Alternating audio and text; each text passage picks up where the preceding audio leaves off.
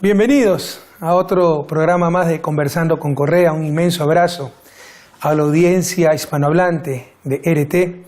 Hoy sobre un tema extremadamente interesante, un flagelo que azota a la humanidad tal vez desde el principio de la historia, pero con mayor fuerza en los actuales momentos, un enemigo de los estados, un enemigo de la sociedad. Me refiero a la corrupción. Y para aquello tenemos tal vez la persona más calificada en el mundo para hablar de corrupción. Una persona ejemplo de valentía que ha enfrentado la corrupción de los movimientos políticos, el crimen organizado, pero también el terrorismo, también las dictaduras. Se ha jugado la vida defendiendo los derechos humanos y me refiero al doctor Baltasar Garzón, jurista español. Bienvenido, Baltasar, muchas gracias por haber aceptado nuestra invitación. ¿Qué tal, presidente? Un gusto. Bueno, corrupción. Hoy tenemos un grave caso de corrupción que azota no solo América Latina, sino incluso parte del África. En verdad, 12 países, entre ellos Mozambique, Angola, son de habla portuguesa. Me refiero a la empresa constructora Odebrecht de Brasil, tal vez la constructora más grande de toda América Latina, ¿no? Que generó toda una trama de corrupción durante años, pero una de las tramas más sofisticadas que ha visto la humanidad, con un departamento especialmente dedicado a aquello y utilizando paraísos fiscales para, en cuentas secretas, depositar sobornos, coimas, etc. ¿Cómo evitar aquello? ¿A qué se debe la corrupción? Bueno, el caso Odebrecht es paradigmático en todo el mundo, efectivamente. Lo que sucede es que se ha demostrado la capacidad de penetración que algunas corporaciones, y esta es una de las más importantes, como bien decía, en el ámbito de la construcción, y no se le puso ningún tipo de cortapisa, ningún tipo de muro de contención. Una vez que la corrupción a través de las estructuras, en este caso societarias, de una corporación tan grande a través de contratos públicos o de iniciativas privadas se va extendiendo con la porosidad de la propia administración, de los propios sistemas de contratación en países como Brasil, que es inmenso, y en todos aquellos en los que esta empresa ha tenido inversiones, partiendo además de que la regulación de la corrupción internacional es algo de regulación muy reciente y por tanto hay grandes lagunas, pues tenemos el marco idóneo para que el poder del dinero, el poder de corrupción de una corporación de tantos tentáculos plasme y se instaure en las administraciones de diversos países en los que mandatarios, funcionarios o gentes que tienen relación con la administración pública se aprovechen de esa situación y entren en una dinámica que se retroalimenta. Ese es el mecanismo de la corrupción público-privada. Bueno, es que en base a mi experiencia te puedo decir, después de 10 años de conducir el gobierno ecuatoriano, que hay mucha carga ideológica en la lucha contra la corrupción. Quieren establecer, el estereotipo es que la corrupción solo se encuentra en el sector público. Pero para corromper a un funcionario público se requiere normalmente alguien, persona natural o jurídica del sector privado. Y de hecho la Convención Anticorrupción de las Naciones Unidas se establece que la corrupción es de funcionarios públicos, de personas naturales o jurídicas públicas, pero también privadas. Y tú has hablado que se da por la porosidad de los sistemas. Pero ¿qué sistema puede evitar que a un funcionario corrupto se le deposite un soborno en una cuenta secreta de un paraíso fiscal? Son cosas extremadamente difíciles de combatir. Yo creo que hay distintas fases, ¿no? Quizás hemos empezado por el final, que es el resultado, ¿no?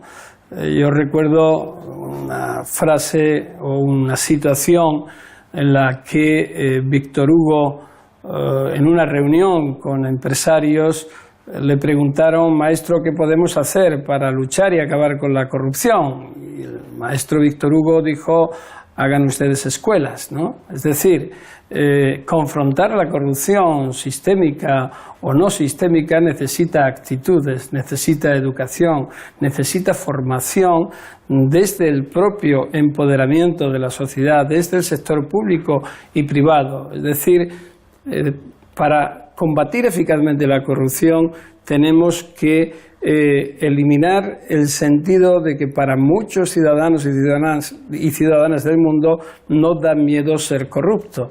Es decir, se banaliza la corrupción. En todo caso... Ahí también, antes, si me permite, me dijo algo que no quiero que se quede, aunque imagino que puede salir a lo largo de la conversación, y es la ideologización de la lucha contra la corrupción. Si quieres, después profundizamos aquello, que es muy interesante. Sí, pero yo quería apuntar solamente uno de los múltiples porque yo casos, quiero tocar un punto que tú mencionaste, el factor cultural, sí, que es muy importante. Porque a mí me impresionó y de hecho me manifesté públicamente criticando muy duramente la lucha judicial contra la corrupción en Brasil cuando se focalizó en el Partido de los Trabajadores y cuando se focalizó en el presidente Lula. Me pareció vergonzoso lo que estaba aconteciendo y también contra la presidenta Dilma Rousseff, que como persona honesta nunca debería de haber sido eliminada políticamente por un impeachment a todas luces vergonzoso, ¿no?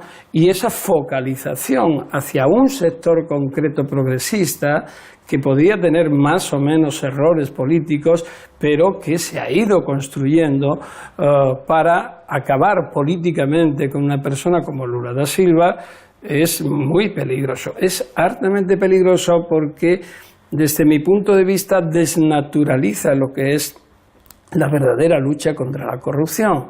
Es decir, no ideologizar, no ser parcial para unos y imparcial para los demás, es decir, no actuar. Hay que tener cuidado con esto, ¿no? Bueno, ya que tocaste el tema ideologización de la lucha contra la corrupción, profundicemos en aquello. Sí, pareciera ser que la corrupción solo se encuentra en el sector público, en el mundo político. Entonces se sataniza la política. Y satanizar la política, sobre todo en América Latina, una región en vías de desarrollo, es inmovilizar a la región, es impedir los procesos de cambio. Pero el Papa Francisco dice que la corrupción viene de la adoración al dinero, y tiene razón. Pero la riqueza es difícil de ocultar muchas veces, entonces también existe tolerancia social frecuentemente, sí. Y ahí viene el factor cultural. Algunas veces ocurre lo que los psicólogos llaman disonancia cognitiva. Una cosa son los valores expresados y otra cosa son los valores practicados. Todo el mundo nos dice que está contra la corrupción, pero si mi vecino entra al sector público y en 3 meses tiene otra casa, 2 carros más, fiestas faraónicas, sabemos que está robando. Es que la lucha contra la corrupción algunas veces se cree que es del gobernante, del presidente. Es la lucha de todo un pueblo. Sí. E implica cambio cultural. Cero tolerancia a las cosas, no solo a la corrupción, en general, las cosas mal habidas, las cosas inmerecidas. Bueno, es una corresponsabilidad. Yo siempre he defendido que el combate a la corrupción no es solo un combate desde las instituciones, por supuesto que lo es. Es que está en la propia esencia de un sistema judicial luchar contra la corrupción. Si no fuera así, sería tremendo. En el sector público, del gobierno, del ejecutivo también, el legislativo, por supuesto que sí. Se ha abandonado durante mucho tiempo el ámbito privado, como bien decía. Y ahí ha habido una asimetría que es lo que ha propiciado nichos de corrupción que, por no haber sido abordados y descubiertos o consentidos, se han esparcido como una especie de cáncer, ¿no? Hasta el punto de que cuando se descubre a un corrupto, no parece mal el hecho de la corrupción, sino que haya sido lo suficientemente torpe para que le hayan sorprendido.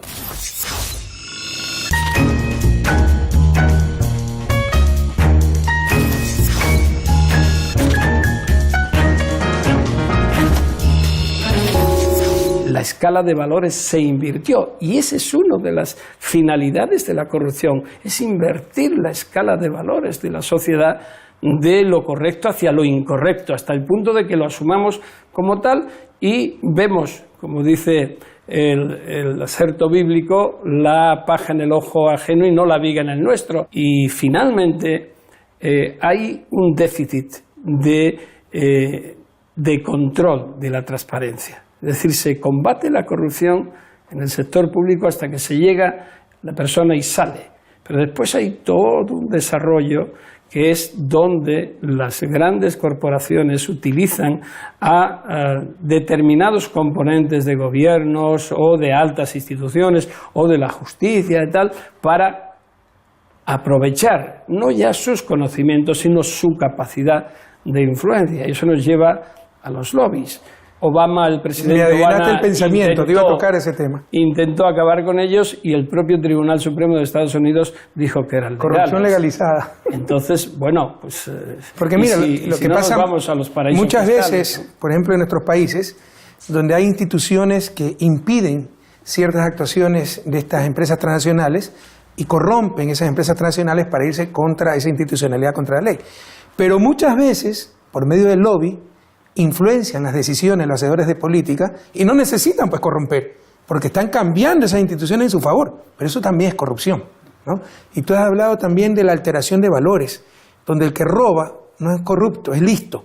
Pero cuando ese ejemplo viene a los máximos dirigentes, entre comillas, a nivel mundial, recuerda lo que dijo Trump: si él no paga impuestos es porque es listo. Sí. Si nadie pagara impuestos, tan listos seríamos que colapsaría pues el planeta, ¿no? Es verdad que la corrupción pública a veces se focaliza más que la privada. Para mí la privada es la base, es el germen de suciedad que se expande y corrompe todo. Pero lo que ocurre es que el sector público, y especialmente el político, es el espejo en el que nos tenemos que mirar todos los ciudadanos y todas las ciudadanas. Son nuestros modelos de referencia. Entonces, pero cuando nos miramos y lo vemos sucio, es tremendo. Sí, pero si me permites decir una cosa bastante dura. Normalmente los estados, que podemos definir al estado como la representación institucionalizada de la sociedad, no son ni mejores ni peores que la sociedad a la cual representa. Que muchas veces también tienen más obligaciones. Lo utilizamos, sí, tienen responsabilidad, tienen más obligaciones, pero por eso muchas veces eludimos la nuestra, ¿no? Entonces, sí, se esconde. La corrupción está en el Estado. No, la corrupción está en la sociedad.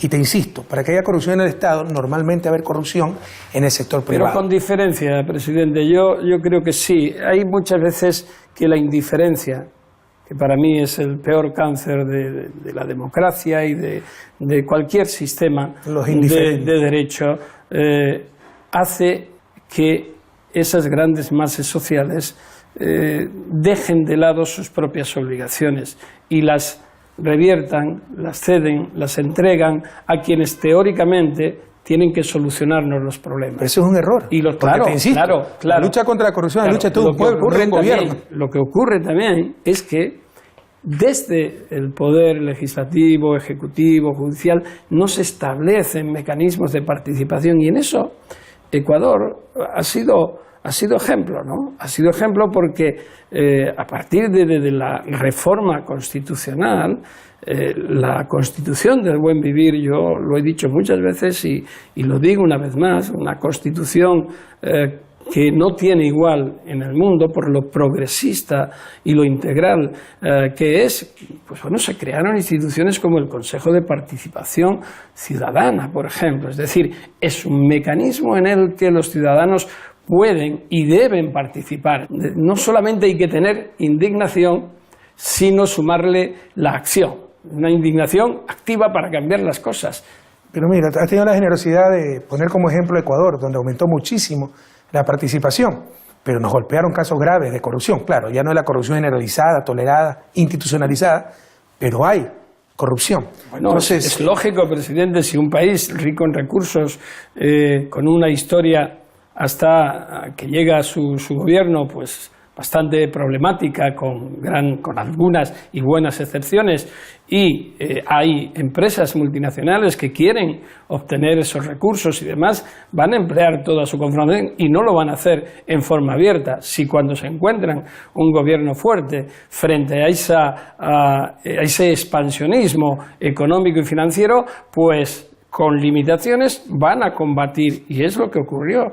Bueno, y hay algún caso como el de Chevron y algún otro que evidencia perfectamente esa confrontación, pero como ocurrió también en Argentina, como ocurrió también en otros países, donde esa confrontación de una especie de política neocolonial y de capitalismo salvaje intentó imponerse, y hubo una serie de gobernantes que la confrontaron. Por tanto, ahí se produjo un choque impresionante que fue ejemplo y devolvió la identidad a América Latina, que ahora, pues mucho me temo que se empieza a revertir, porque el capital es lo único claro que hay que tener. Nunca va a dejar de buscar los beneficios. Le importa, yo creo que bastante poco, fortalecer democracias, acabar con ellas, si se le deja, desde luego, con tal de que tengan sus redes amplias y las manos de los beneficios llenas. Pero también está la corrupción cotidiana, ¿no? Ese burócrata que abusa de su poder para exigir cosas indebidas. Y ahí viene lo que tú manifestabas hace un momento, la educación en principios, en valores. Pero ahí también viene lo que manifestaste, el sistema, los mensajes, buscar el fin de lucro, el individualismo, el egoísmo racional, como que contradicen esos principios, esos valores, y al final del día pesan más que esos principios y esos valores. Entonces, ¿será posible ganar la batalla dentro de un sistema que te dice acumulen, el más exitoso es el que tiene más dinero, el egoísmo, la competencia, etcétera? Bueno, es cambiar las mentes. El tema de la transparencia, para mí es fundamental. Hay que hacer gobiernos abiertos, participativos. ¿Qué ocurre cuando se dicta una norma anticorrupción? ¿Qué sabemos que ocurre simplemente cuando hay un caso judicial? ¿Y cuántos casos más hay que no van a lo judicial? Proteger a quienes están investigando la corrupción, exigirles esa ecuanimidad y esa imparcialidad es fundamental. Controlar qué ocurre con quienes salen de un puesto de responsabilidad, las denominadas puertas giratorias. Bueno, por ejemplo, en la justicia. En mi país, en España, cualquier juez o fiscal puede salir de su carrera judicial y al día siguiente está trabajando en un despacho de abogados que lleva asuntos en el mismo tribunal que estaba 24 horas antes. Yo recuerdo en España, en 1994, algunos defendíamos la tipificación como delito de la financiación irregular de los partidos políticos. Se nos dijo casi de todo. Bien, ¿sabe cuánto tiempo se ha tardado en tipificar ese delito? 20 años. Se tipificó en 2015, después de una cadena de escándalos de corrupción. El principal de ellos es el caso Gürtel, que afecta de lleno al Partido Popular que está en el gobierno, al que el propio fiscal ha dicho que era un sistema corrupto y que había ejemplos de la corrupción más pura y más rampante. Es decir, eso es muy grave, eso es muy grave, y se excusa, ahí es la falta de educación, con decir, bueno, es que ya esta persona, aquella, ya no está en el partido. Bueno, ¿y a mí qué me dice usted?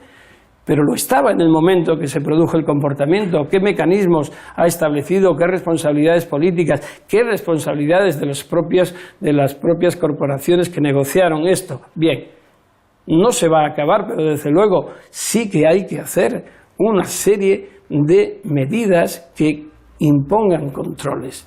Que los controles existan en sectores tan sensibles como el de la justicia, como el de la administración, como el del poder legislativo, es decir, en todos los ámbitos y, por supuesto, también en las empresas. ¿Qué pasa con los paraísos fiscales? ¿Dónde está el combate de los paraísos fiscales? Llevamos, mire, en la Unión Europea, creo que es desde 2001, hay una iniciativa para definir, regular y erradicar, en su caso, los paraísos fiscales. Todavía no hemos conseguido en 17 años que se pongan de acuerdo. Es decir, hombre, esto es una doble moral. Pero es que esos paraísos fiscales no están en ignotas islas del Pacífico, chiquititas o más grandes, es que están en el núcleo de la Unión Europea o en el núcleo de Estados Unidos. ¿O qué pasa con Delaware, por ejemplo?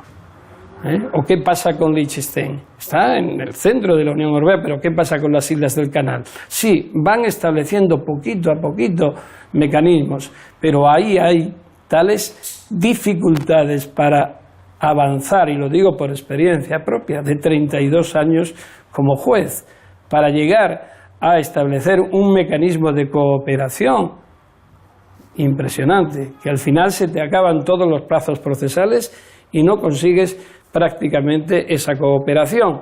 Tú tocaste otro punto sumamente importante. No quiero terminar esta tan agradable conversación sin profundizar en aquello, porque a nosotros nos indigna mucho. Es la muestra más, más hiriente de la doble moral internacional, que son los paraísos fiscales, donde se dan los grandes casos de corrupción, no la ratería de un burócrata inmoral que exige por hacer lo que tiene que hacer una coima, un soborno, etc. Aquí estamos hablando de centenas de millones de dólares, de euros que se mueven fuera de todo control. La corrupción de Odebrecht no se hubiera podido dar sin la existencia de esos paraísos fiscales.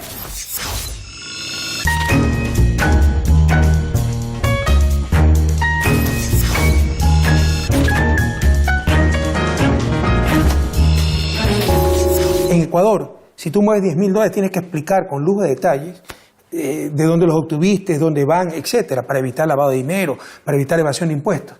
Pero estos paraísos fiscales pueden mover miles de millones de dólares y ni siquiera saben quién lo está moviendo. Nadie va a los paraísos fiscales para transparentar las cosas.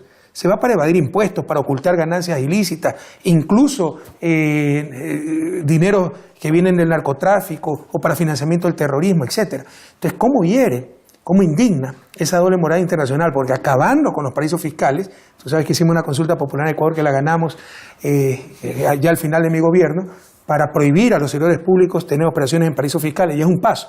Pero lo mejor sería que no existieran los paraísos fiscales. Fíjese, yo puedo llegar hasta aceptar que por la evolución de los intereses económicos de las personas, de las empresas, puedan tener el dinero en determinadas zonas, pero tienen que declararlo. Tienen que declararlo en su país, tienen que pagar los impuestos en su país. A mí me da igual que la cuenta esté en Quito, en Buenos Aires, en Madrid, en Nueva York o en Singapur, pero allá donde tú tengas la actividad, tú tienes que declarar ese dinero.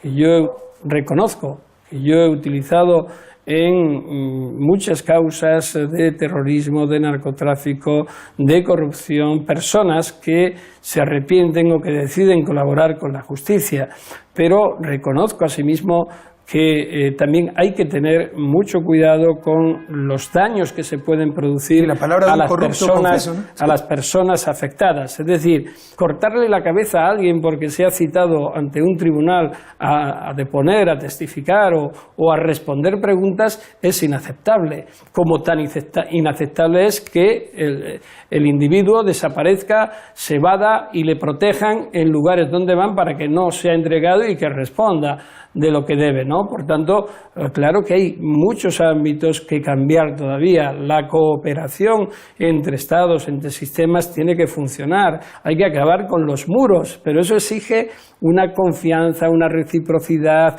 una solidaridad que muchas veces, desgraciadamente, no hay, y no hace falta nada más que mirar un poco hacia el norte en Latinoamérica, ¿no? Y nos vamos a encontrar con ese proyecto de muro o con un presidente como Donald Trump, que yo públicamente y por escrito dije que lo que representaba era que había diseñado el manual perfecto para corromper la democracia, ¿no? Entonces, mira, lo que tú dices es muy oportuno, porque también cuando se hace show de la lucha anticorrupción es casi tan grave como la propia corrupción, y que se pierde la presunción de inocencia y cualquier corrupto dice cualquier cosa, la gente pierde reputación, pierde vida, familia, etcétera. Es muy serio. Y permíteme finalizar esta tan interesante conversación por donde iniciamos, la ideologización de la lucha anticorrupción. Yo sí veo en América Latina que esto se está convirtiendo en instrumento para perseguir a gobiernos progresistas, así como fue en los 70 la lucha contra el comunismo. Y es al menos claro el desbalance que existe en el tratamiento de los casos de corrupción cuando afecta a un gobierno progresista que cuando afecta a un gobierno conservador. Entonces, también hay que tener mucho cuidado. Todos estamos con la lucha anticorrupción, pero también debemos rechazar la utilización de la lucha anticorrupción como instrumento de politiquería y la pérdida de la presunción de inocencia. No, de acuerdo, eso predica y es válido para Latinoamérica y para cualquier otro país del mundo. Pero yo voy a poner el ejemplo de Argentina.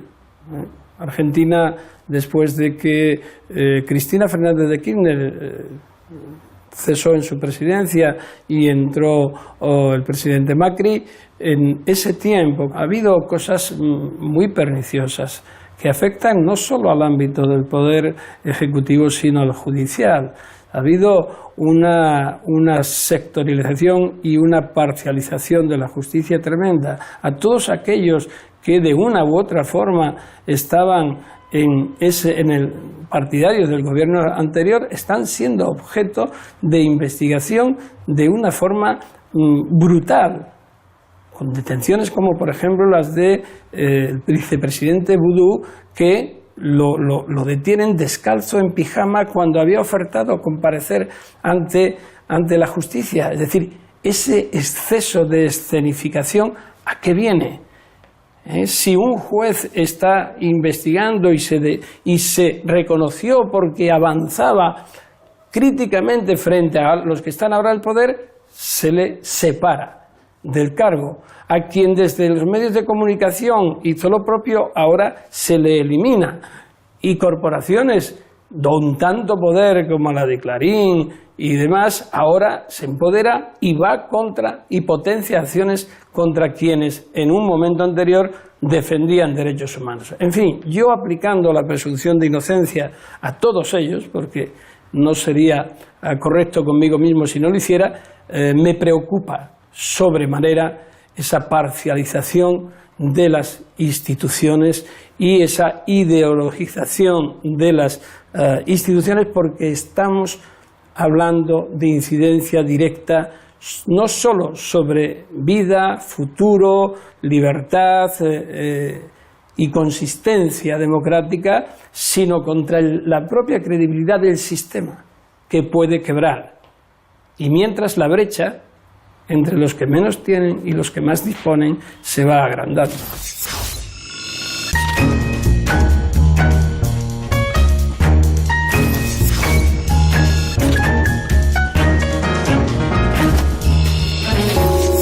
Todos a luchar contra la corrupción, pero una lucha sincera, por convicción, no por conveniencia.